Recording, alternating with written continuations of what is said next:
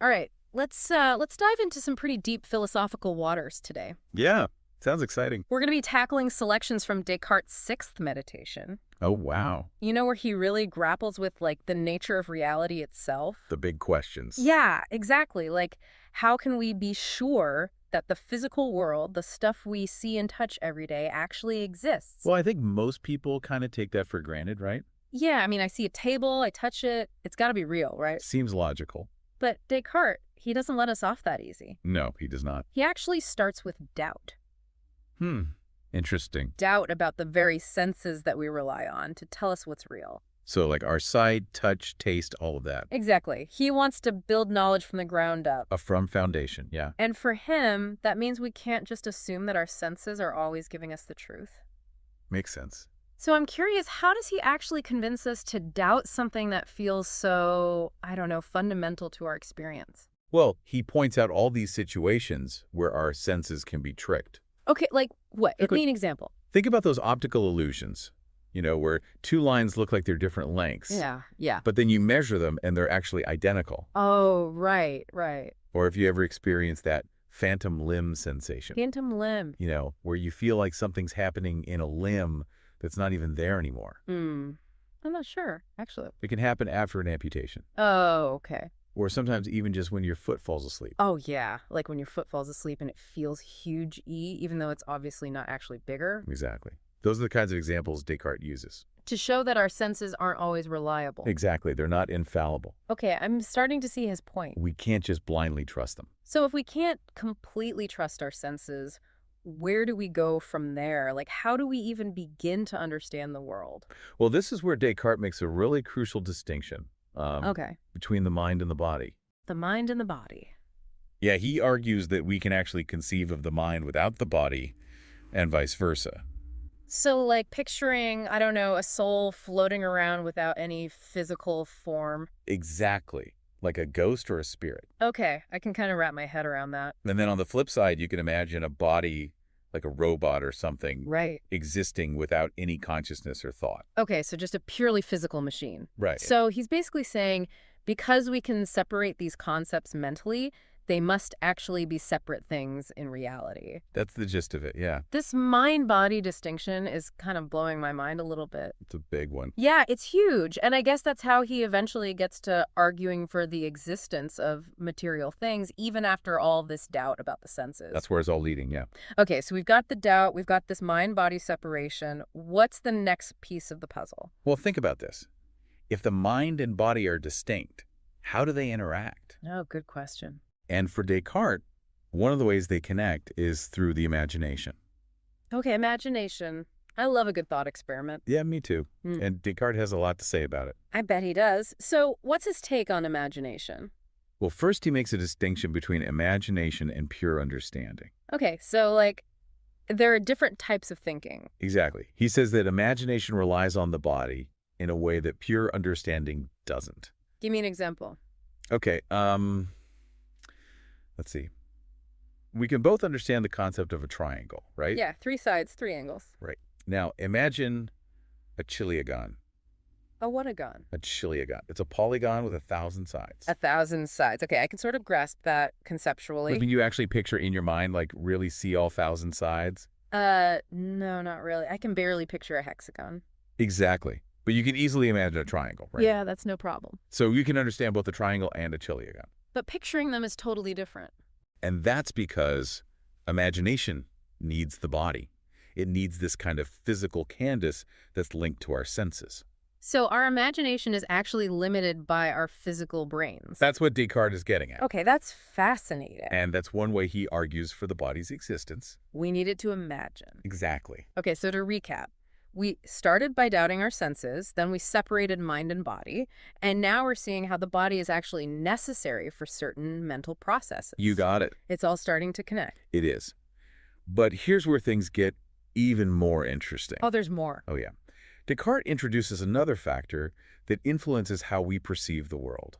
Okay, I'm intrigued. Lay it on me. Our natural instincts. You mean like our gut feelings and stuff? Yeah, like those inherent inclinations that seem to guide our actions. Descartes calls this nature. Nature. It Okay. teaches us basic things, like seeking pleasure, avoiding pain. Do survival stuff. Exactly. But, and here's the twist, Oh, there's always a twist with Descartes. our instincts can be wrong. Wait, seriously? But they're supposed to keep us safe, right? They often do, but not always. He uses this really great analogy to explain it. Okay, I love a good analogy. Hit me. Imagine you're walking through a forest and you find a delicious-looking mushroom. Oh, yeah, I've been there. Your natural instinct might be to eat it, right? Well, yeah, it looks delicious. But it could be poisonous. Oh, right. Nature can be tricky like that. Exactly. It can be deceptive. So our instincts, even though they're often helpful, they can't always be trusted when it comes to the physical world. Precisely. And this whole idea of nature's trickery leads Descartes to an even bigger question. Okay, I'm on the edge of my seat. What's the question? If our senses ain't Mm-hmm. even our instincts can be flawed, Right. how can we ever be sure we're grasping the truth about reality? Whoa. Yeah, that's a big one. It is. All right, well, I guess we'll have to wait until next time to find out how Descartes answers that one. Yeah, it's a cliffhanger for sure. But I'm already hooked. Can't wait to dive back in. Me too. This is getting good. Welcome back. All right, so last time we ended on a pretty big cliffhanger. Yeah, we did. If we can't fully trust our senses or our instincts, how do we know, like, anything for sure? Right. How can we be sure we're not just chasing shadows? Exactly. There's got to be a way to ground ourselves, right? For Descartes, the solution lies in the idea that even with these occasional deceptions, our experience generally points towards a world that makes sense. A coherent and ordered world. Okay, so even though things can get a little fuzzy sometimes, there's still this underlying sense that the world, like, hangs together. Exactly. It's not just chaos. Okay, yeah, I can see that. And that's where Descartes brings in, you guessed it, God. Of course, gotta have God in the mix. It's Descartes, right.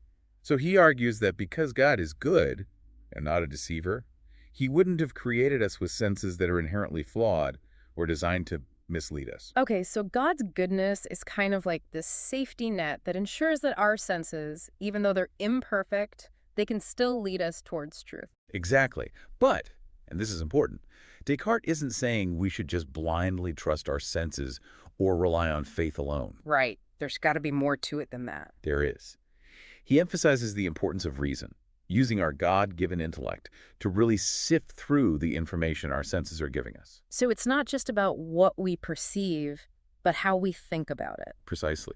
It's about using logic and critical thinking to arrive at true knowledge. So it's this kind of three-pronged approach. Senses, reason, and the guarantee of God's goodness all working together. You got it. Okay, I think I'm following so far. But how does this actually play out when we're trying to understand the physical world? Well, Descartes points out that there are certain aspects of material objects that we can grasp really clearly and distinctly. Like what? Give me an example. Think about the properties of things that can be measured, things that can be described mathematically. Okay, so like shape, size, extension. Exactly. Like, we can see that this table has 4 legs and a flat surface. Right. Pretty straightforward. Descartes calls these primary qualities. Primary qualities. And he argues that they're objective and real because we can conceive of them so clearly in our minds. And because, again, God wouldn't deceive us, these qualities must correspond to actual properties in the physical world. Okay, that makes sense for things like squares and circles. But what about things like color or sound or taste? Those seem a lot more subjective, right? That's a great point. And Descartes acknowledges this. He calls those secondary qualities. Secondary qualities. Yeah. And he argues that they're more dependent on our own subjective experience, not the object itself. So, like, the redness of an apple isn't actually in the apple itself. Right. It's more about how our minds perceive it. It's the way the apple reflects light, and then our brains interpret that as red. Exactly. So there's this interplay between the object and our perception. Yeah, that's super interesting. It seems like this whole distinction between primary and secondary qualities is how Descartes really tries to differentiate between, like, what's truly out there in the world and what's just our own experience of it.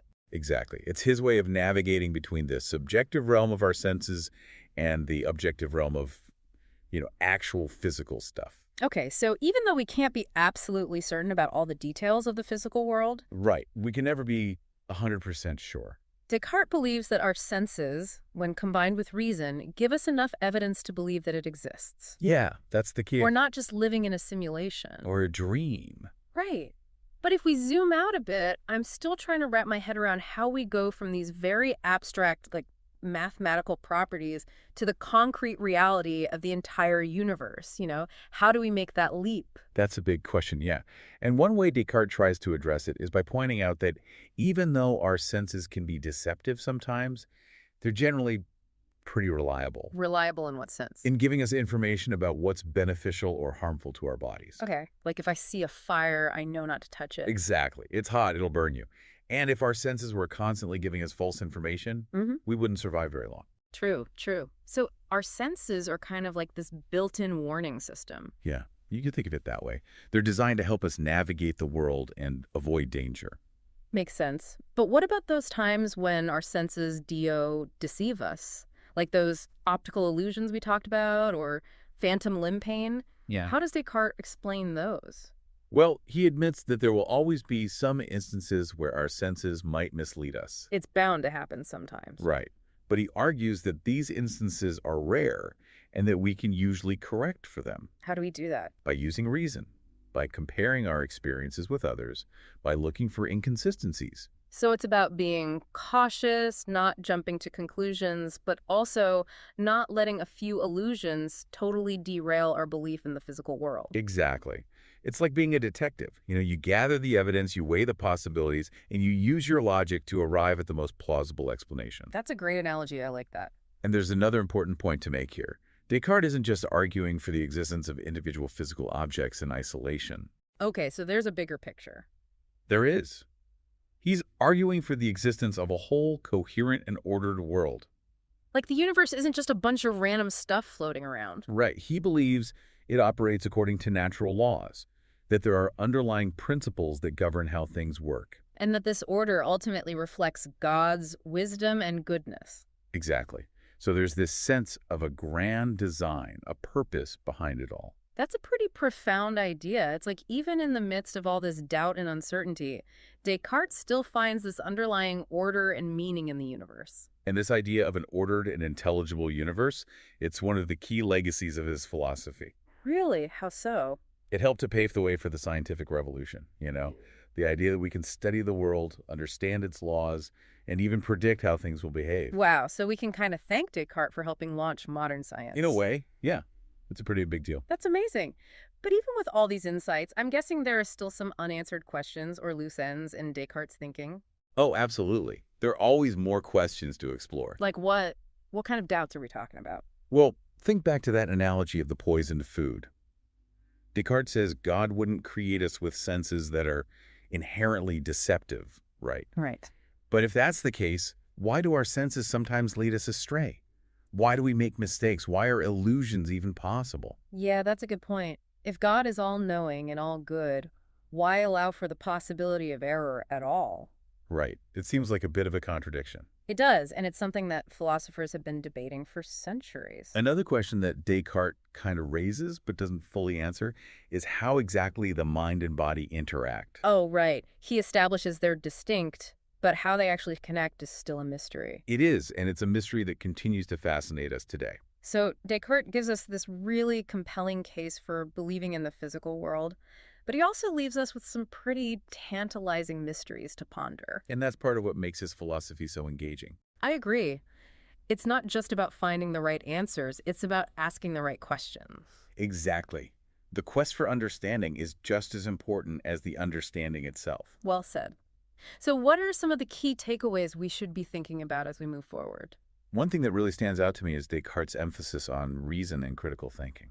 Yeah, he's not just telling us to blindly trust our senses or follow tradition. He's saying we have to actively engage our minds, question our assumptions, use logic to arrive at truth. It's like he's giving us this toolkit for navigating a world that's full of potential illusions and deceptions. I love that analogy, the toolkit for critical thinking. That's super relevant, especially today when we're bombarded with so much information from all sides. Absolutely. It's more important than ever to be able to discern what's true, what's false, what's reliable, what's not. But I'm also wondering how much of his philosophy hinges on this idea of a benevolent God. Oh, that's the big question, isn't it? If we take God out of the equation, does the whole structure collapse? Can human reasons stand on its own 2 feet, even without a divine guarantee? Those are some heavy questions. I'm not sure I have the answers. And that's okay. Descartes isn't giving us all the answers on a silver platter. It's more about the journey than the destination. Exactly. It's the act of questioning, of doubting, of seeking deeper understanding. That's what really drives intellectual growth and discovery. Well, we've certainly done our fair share of questioning today. We've covered a lot of ground, from doubting our senses to the mind-body problem to the role of God in all of this. And along the way, I think we've gained some valuable insights into how we perceive the world, the power of reason, and the challenges of figuring out what we can really know for sure. My brain is definitely feeling a little full right now, but in a good way. It's like this deep dive has really stretched my thinking and given me a new appreciation for how complex these questions are. And that complexity is what makes it so fascinating. Absolutely. Yeah. So what's next? Where do we go from here? Well, for our listeners who want to keep exploring these ideas, I highly recommend checking out Descartes' sixth meditation for yourselves. Yeah, dive into the source material. You might be surprised by how relevant and thought-provoking it still is today. It's a real philosophical adventure. Yeah. And who knows, maybe it'll spark some lively debates at your next dinner party. Or maybe just some quiet reflection. Either way, it's time well spent. But for now, we'll wrap up this deep dive. Okay, sounds good. Just remember, the quest for knowledge never ends. So true. So keep those minds curious, keep asking those tough questions. Yeah, don't be afraid to challenge your assumptions. And join us next time for another fascinating plunge into the depths of ideas. Until then, happy exploring, everyone. We're back, and I'm still kind of stuck on that cliffhanger. Yeah, the big one? What happens to Descartes' argument, like if we take God out of the picture? Does the whole system, fall apart? Yeah, does it crumble? That's the million-dollar question. It is. And philosophers are still debating it today. Before we get into that, though, Sure. I wanted to circle back to something you mentioned earlier Okay. about how Descartes argued for this separation of mind and body. Right, the mind-body distinction. He didn't really explain how they interact, did he? That's true. He didn't fully explain it. So did he have any theories about that, like how they connect? Well, he did. Oh, he did. Okay. Remember how we talked about the pineal gland? Yeah, that tiny little thing in the brain. It's shaped like a pine cone. Yeah, it sounded kind of mysterious. Well, back then, nobody knew what it did. It just knew it was there. Right. So Descartes speculated that this might be the point where, the soul, the mind, Okay. actually interfaces with the physical body, Interesting. like a point of connection. Oh. He imagined it as this kind of control center. Like a command center. Yeah, where the immaterial mind could exert influence over the material body. So, like, the mind is the driver, the body is the car, and the pineal gland is the steering wheel. That's a great analogy. It's the thing that connects them. Yeah. Of course, now we know the pineal gland mainly regulates sleep and hormones. Science marches on. But for Descartes, it was this blank slate. A placeholder, almost. Yeah, where he could try to explain this mind-body connection. It's amazing how much our understanding can change over time. It is. But even if he was wrong about the pineal gland specifically, Right. his focus on the brain being this key player in the mind-body relationship, Yeah. that was really insightful. Way ahead of his time. Totally. But I want to go back to that tension we were talking about before. Okay. The tension between God's goodness Mhm. and the fact that, well, sometimes our senses deceive us. Yeah, like how can both of those things be true at the same time? Right. If God is all good and all-knowing, why would he create a world where illusions and errors are even possible? It feels like a paradox. It does, doesn't it? Eh. So Descartes tries to offer a few possible explanations. Okay, what does he say? One is that the error doesn't come from the senses themselves, Okay.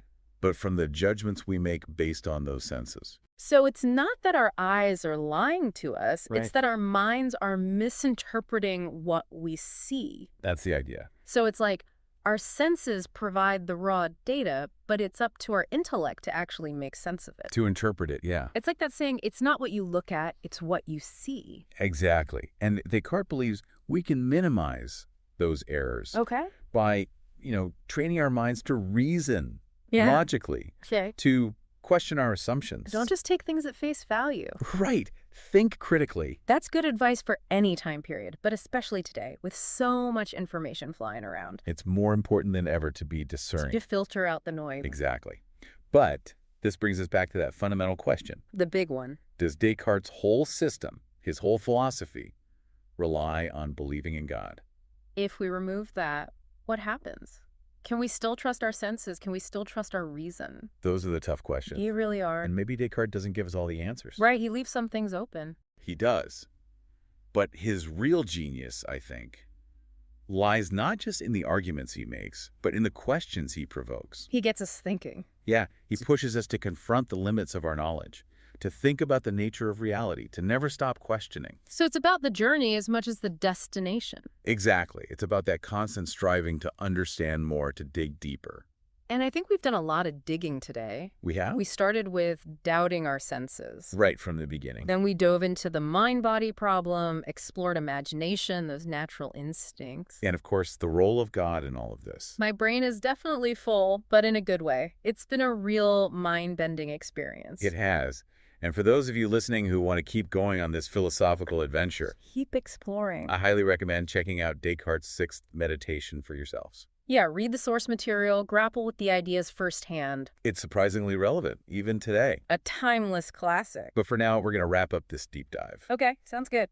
Just remember, the quest for knowledge never ends. It's an ongoing process. So keep those minds curious, keep asking those tough questions And join us next time. for another deep dive into the world of ideas. Until then, happy exploring, everyone.